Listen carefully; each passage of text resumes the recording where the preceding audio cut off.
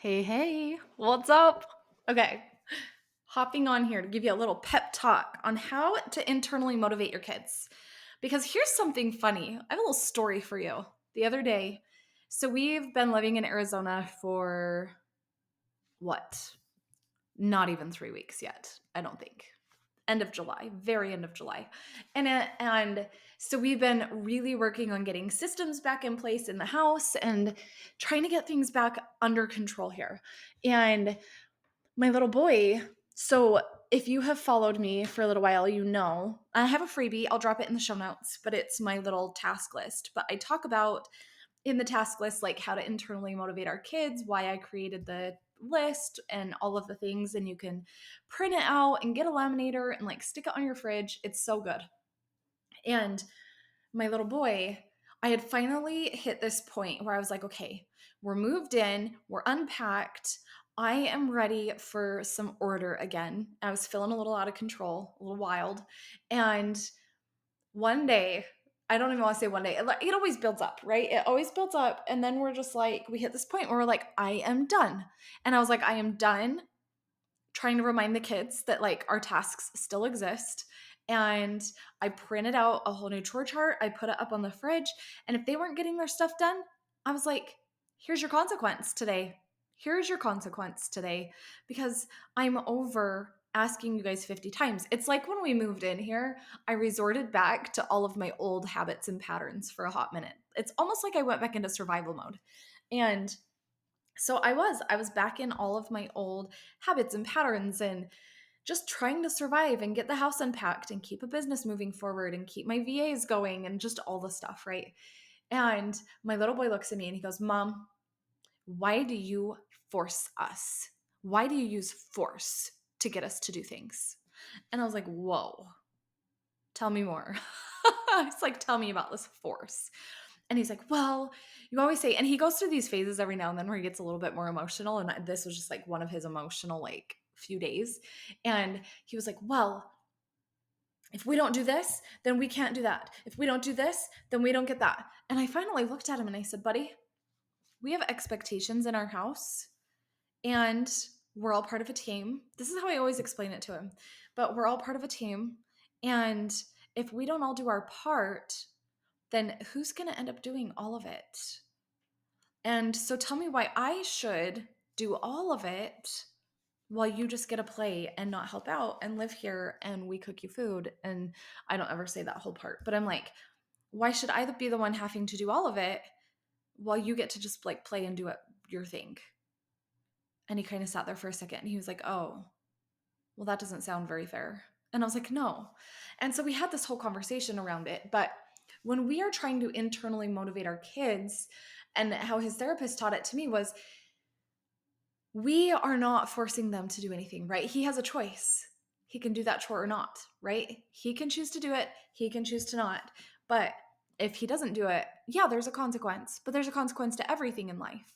So why should our kids care about getting their chore done, right? Why should they care about cleaning their room? Why should they care about cleaning the house? We as moms care, and we are carrying all of that mental load on our shoulders. And this helps us get it off of our shoulders. But we have to give our kids a reason to care if we are going to teach them to internally motivate themselves. So if we want our kids to help and do things and be a part of it, well, then we also have to give them a reason to. And so the reason around here is, hey, if your stuff doesn't get done, you don't get your switch time. If your stuff doesn't get done, we don't get to go swimming. If your stuff doesn't get done, you don't get to play with friends. Whatever it is for you, right? You choose. You choose what the consequence is. And believe me, they will only forget a task, a chore once, maybe twice. I think for Jack, it's been twice. And they hate the consequence. And so if you were a mom sitting there and you were like, oh man, this consequence is super hard for me too, because the consequence during the summer became we don't get to go play with our friends after school. That was a really hard for me because sometimes it's easier if they go play with friends after school, right? And so I just I want you to know they're only going to forget once, maybe twice, maybe a few times. Like, it takes a minute. But I have printed out the task list because remember, if we're getting the mental load off of our shoulders, we have to get it out of our head. And so it is on this little chore chart, and you get a free template. It's in Canva. You can go customize it to your chores. That's why I created it that way. But we get it out of our heads, and then they have it. It's on the fridge. They put magnets on it, and that's it. When they finish their chore, they can put their magnets on it. We have set times that the chores need to be done by. Like at night, the nighttime chores must be done by 8:30 p.m.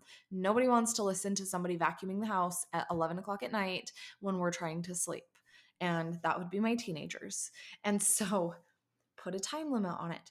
Do what feels right for your family, but you have to give your kids a reason to care because that's the only thing that's going to internally motivate them. Okay, go get the little boundaries chart, the little task list chart. I ordered the magnets off of Amazon. I'll drop that link below too.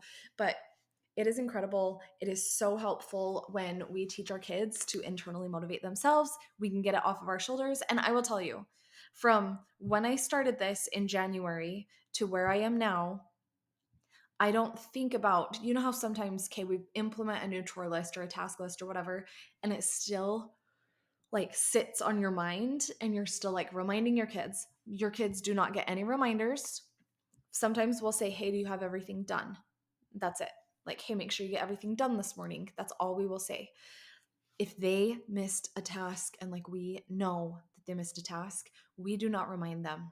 That is part of the consequence. That is part of the learning the lesson. Fail fast, right? Fail fast. That is part of letting them fail fast. They have the consequence because you're like, hey, but you didn't get this done. Well, crap, right? They hate the consequence. They're not going to do it again. I recently had to add flossing to our task list because our dental bill, when my kids went to the dentist yesterday at the time of this recording, was insane. I could have bought a nice couch. Like, oh my gosh. So we added flossing. Flossing is added to the task list. So make it work for you. Go to Canva, grab your template. Well, go to the link, grab your template, and then go create it in Canva for yourself, print it out. If you need a laminator, I'll link the laminator I love below as well. I will set you up. You will get the laminator, you'll get the magnets. This just hit me. And it will be done by the time of this going out. I'm just letting you know. I am going to drop the links in the actual PDF so that you can just get everything that you need, whether you choose to buy it or not. But I am going to drop the links in the PDF so that you know everything I use. I love a laminator. I laminate it and put it on the fridge. That way it stays good. And then I create another one for fall because our tasks change. Winter, our tasks would change. So different things for different seasons. We're living in Arizona now. Sunscreen is one of our tasks. I am a sunscreen Nazi. Put sunscreen on your face. We're not ruining your skin. And so that is on their task list is sunscreen. But I want you to just think, what season are you in? Where do you live? What tasks can your kids do? My kids started folding their own clothes at like 5 years old, 5 and 6 years old. I had to let go of a lot of my carrying, whether they wore perfectly pressed clothes or very wrinkly clothes, because sometimes they would just shove them all in the drawer. But they are perfectly capable of learning some self-independence. And so start to teach them that. And this is how you do it. So I will drop the chart. I'm going to go put those links in that PDF. Actually, I'm going to have my VA do it. And then I will talk to you next time.